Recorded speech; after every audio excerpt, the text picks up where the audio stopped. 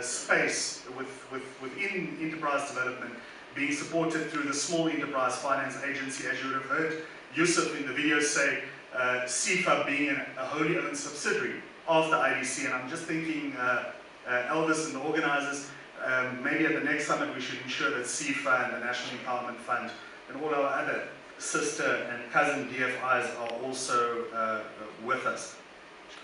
Moving along, the IDC's main focus in terms of the sectors which we support, as you would have already seen in the video, focuses very much on industrial development and along the lines of IPAP, or the Industrial Policy Action Plan. And our sectoral involvement has got a particular emphasis on manufacturing, but we do this within a value chain approach. So broadly speaking, I heard a gentleman earlier this morning, I think here in the second row, asking the MEC a question about agriculture and the agro space in particular. So you may be happy to hear that agro-processing and the agricultural value chain are one of the most strategic value chains that the IDC does support.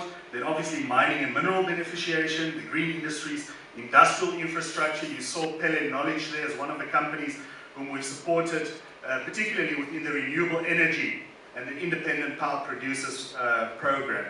And then lastly, you may think that I'm contradicting myself a little bit if I focus on manufacturing and beneficiation on the one hand, but then we put up industries such as tourism and ICT.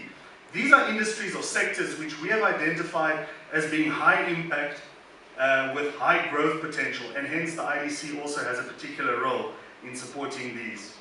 Just very briefly on the relationship between SEFA and the IDC, as you'll see from this slide, SEFA's finance is to a maximum of 5 million rand, and they start off as little as, my colleagues will assist me, I think as little as 5,000 rand. So from 5,000 up to 5 million.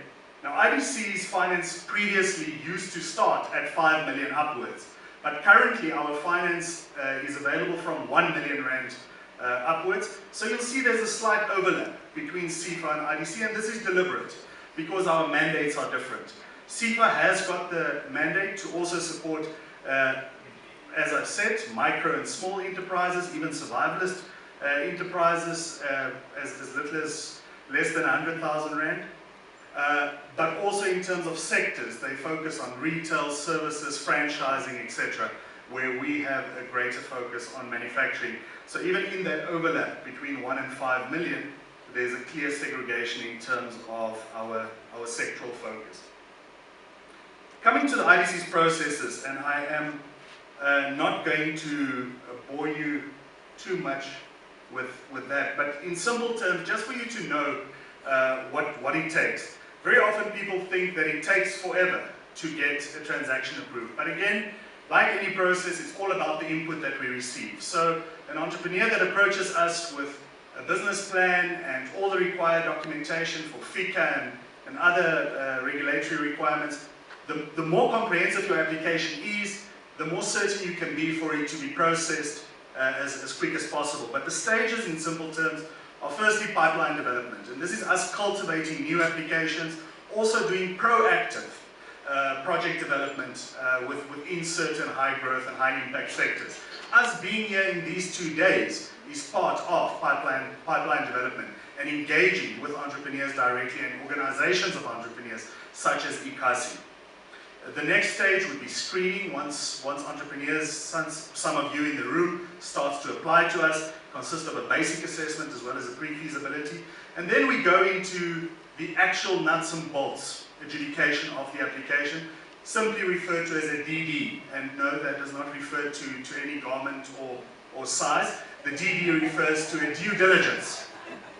The due diligence exercise is a very intensive investigation. It's a study of the nuts and bolts of the business. And I think there were at least 2 entrepreneurs in the video earlier that reflected on how much they themselves learned during that interrogative process of our due diligence. We've got a team consisting of accountants, lawyers, environmental specialists, industry specialists that go out to your business, spend sometimes as long as a week there, and really interrogate all the assumptions and your business plan in general.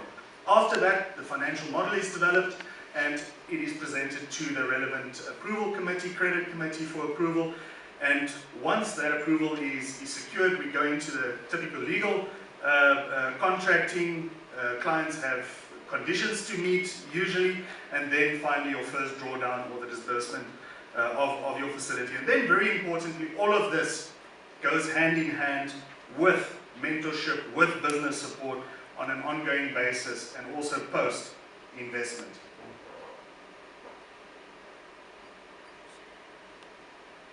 In terms of the IDC's financing or funding products, very briefly, we are, being a development finance institution, one of the factors that distinguish